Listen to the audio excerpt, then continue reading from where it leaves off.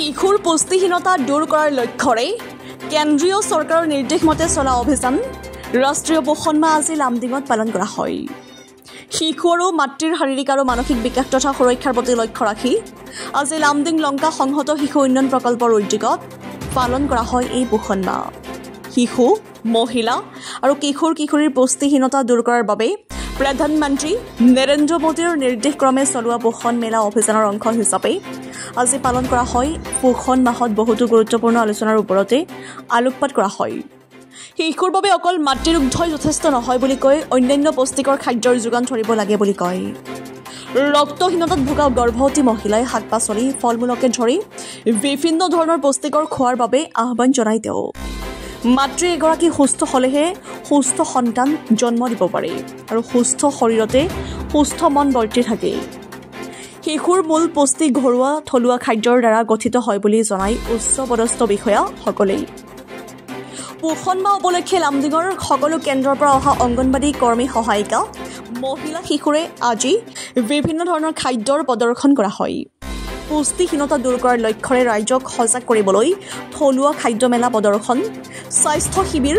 আৰু সজাগতা সভাও অনুষ্ঠিত কৰা হয়। এই অনুষ্ঠিত সজাগতা সভাখনত পোষণ শিশু আৰু মাতৃসকলক চাফ চিকুণতা, খোৱাৰ পূৰ্বে কৰণীয় কাম কাজ আৰু ঘৰুৱা খাদ্য গ্ৰহণ কৰিবলৈ আহ্বান জনায়। পৰ্যাপ্ত পৰিপুষ্টিৰ ওপৰত গুৰুত্ব দি সকলোকে খাদ্যাভ্যাস সলনিৰ বাবে ৰাইজক আহ্বান জনায় তেওঁ। পুষ্টিকৰ খাদ্যৰ অভাৱতে দেশৰ গৰ্ভৱতী মহিলাসকলে ৰক্তহীনতাত ভোগে বুলিও কয়। সভাত পোষণৰ উচ্চপদস্থ বিষয়াসকলৰ লগতে অংগনবাড়ী কৰ্মীসকলৰ লগতে স্বাস্থ্য বিভাগৰ কৰ্মচাৰীও উপস্থিত থাকে। News desk, JNKD news. আজকে অঙ্গনবাড়ির যে অনুষ্ঠান, এই পোষণ মাহের অনুষ্ঠান, এই অনুষ্ঠানে বিভিন্ন ধরনের কার্যক্রমের কথা আলোচনা হয় এবং উপদেশ দেওয়া হয়।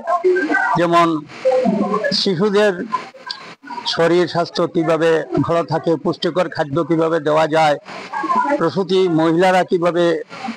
খাদ্য গ্রহণ করা উচিত এবং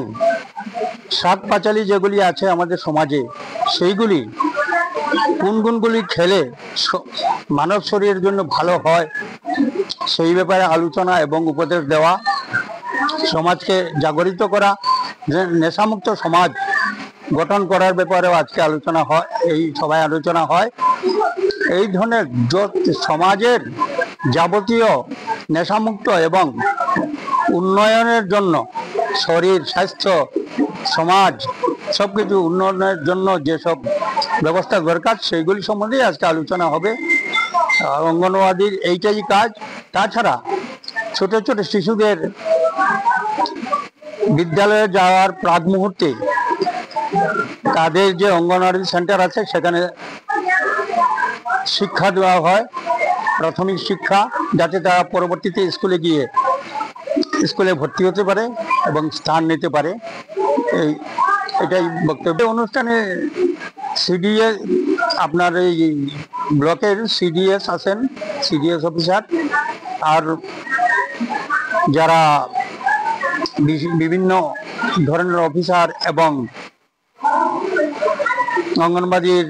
শিক্ষক, শিক্ষিকা এবং হেল্পার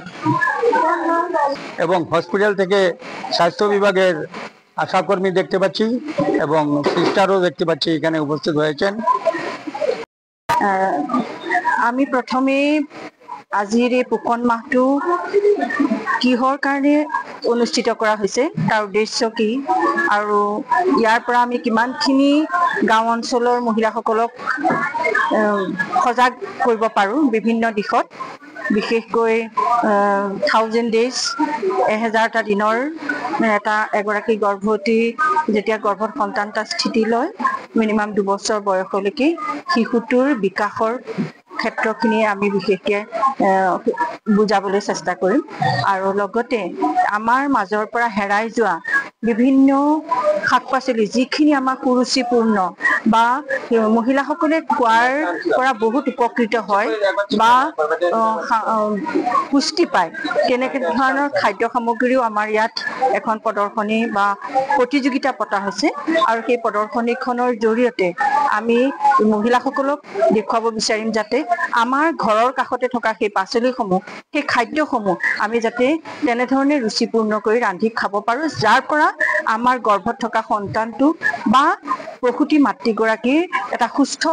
শিশু হিচাপে গঢ় লৈ শিশুটিক এটা গঢ় দিব পাৰে তেনেধৰণে লগতে আমি আজিৰ এই অনুষ্ঠানটোৰ লগতেই আমাৰ মাজৰ পৰা হেৰাই যোৱা অসমবাসীৰ হিয়াৰ আমঠু যিজনৰ গুণ গৰিমা আমি ব্যাখ্যা কৰি কাহানিও শেষ কৰিব নোৱাৰো একেধাৰে তেওঁ সংগীতজ্ঞ সংগীতকাৰ অভিনেতা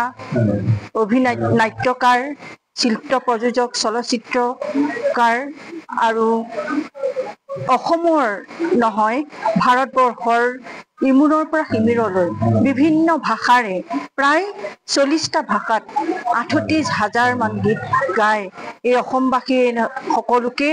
কন্দুৱাই এই সংসাৰৰ পৰা তেওঁ বিদায় মাগিলে আৰু সেইজনৰেই প্ৰথমে আমি শ্ৰদ্ধাঞ্জলি জনাই আমি আমাৰ পোষণৰ এই সজাগতা সভাখন শুভাৰম্ভ কৰি আৰু এই পোষণৰ বিভিন্ন বাতাবৰণ দিম বুলি আমি আগবাঢ়ি আছো 2018 চনৰ পৰাই এই পোষণ মাহ আমি আৰম্ভ হয় আচলতে আমাৰ পোষণ মাহ 1 ছেপ্টেম্বৰৰ পৰা আৰম্ভ হয় কিন্তু এইবুলি আমাৰ বিভিন্ন কাৰ্যসূচী থকাৰ কাৰণে আমাৰ অসম চৰকাৰে অলপ পিছুৱাই দিলে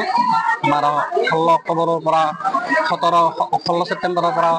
17 অক্টোবৰলৈকে আমাৰ এইবাৰ পোষণ মাহ আৰম্ভ হ'ব এই পোষণ মাহৰ উদ্দেশ্য হৈছে আমাৰ পোষণ মাহ মানে পুষ্টিহীনতা দূৰ কৰা তাৰপিছত আপোনাৰ ৰক্তহীনতা দূৰ কৰা এইবিলাক আমাৰ উদ্দেশ্য আগত ৰাখি আমি এই সভাবিলাক পাতোঁ আমি আমাৰ লোকেলি প্ৰডাক্ট যিবিলাক খাদ্য সেই খাদ্যবিলাক খাই আমি কেনেকৈ আমাৰ পুষ্টিহীনতা দূৰ কৰিব পাৰোঁ তাৰে ওপৰত আমি গুৰুত্ব দিওঁ আৰু এইবাৰৰ আমাৰ থিম হৈছে কি মেদবহুলতা দূৰ কৰা অবেচিটি দূৰ কৰা তাৰপিছত আমাৰ অইলযুক্ত খাদ্য আৰু বেছিকৈ মিঠাযুক্ত খাদ্য পৰিহাৰ কৰি কেনেকৈ আমি আমাৰ শিশুসকলক আমাৰ মহিলাসকলক আমাৰ জনসাধাৰণক কেনেকৈ সবল সুস্থ কৰি ৰাখিব পাৰোঁ আমি জানো যে এটা সবল সুস্থ মাতৃ এটা সবল সুস্থ শিশুৰ জন্ম দিব পাৰে আৰু যদি আমাৰ মানে বাল্য বিবাহৰ ওপৰত গুৰুত্ব দিয়া হৈছে মানে আমাৰ যাতে বাল্য বিবাহ হ'ব নোৱাৰে 18 বছৰ বয়সৰ তলৰ ল'ৰা ছোৱালী যাতে বিবাহত নহয় কাৰণ কম বয়সত ছোৱালী বিয়া হ'লে আমাৰ হয়তো তাৰ পৰা যিবিলাক সন্তান জন্ম হ'ব সেইবিলাক হয়তো বিকলাংগ হ'ব পাৰে গতিকে আমাৰ ভৱিষ্যত প্ৰজন্মক আমি কেনেকৈ আমি ভালদৰে নিৰোগী কৰি সুস্থ সবল কৰি আমি আগবাঢ়ি যাব পাৰোঁ তাৰে ওপৰত সংগতি ৰাখি আমাৰ এই পোষণ সভাখন আহ্বান কৰা হৈছে থুলমূলকৈ সভাৰ দৃশ্য এইখিনিয়ে